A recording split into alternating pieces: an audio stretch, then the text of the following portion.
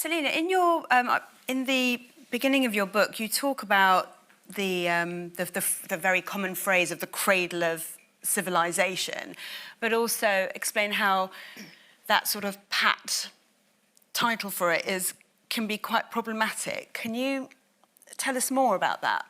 Well, it feeds into this narrative of all of our culture coming from the ancient Romans, who got it from the Greeks, and yes, there are so many things that Mesopotamia influenced in those cultures, but to call it the cradle assumes that it's primitive, that they came up with some basic ideas, the Greeks and Romans added all the really important stuff, and that's what's come down to us now.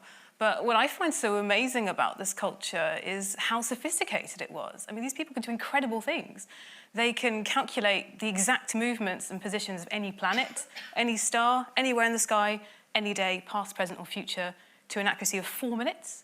And they had no instruments at all. They just had their bare hands to measure the sky. They can do incredible things. They are empirical scientists who are looking at the world around them and making their deductions based on what they see. These are academics who are fluent in 2 dead languages, who are preserving knowledge for 1,000 years of their own history. So they came up with some really incredible things, and I think we need to remember that. Firstly, thank you so much. That was so interesting.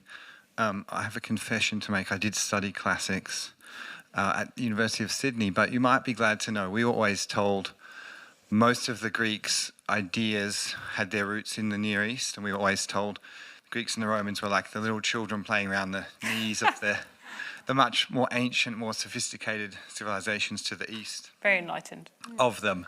So that was the impression we were given. And I know Sydney Uni has a strong Near Eastern studies, Mesopotamian studies program.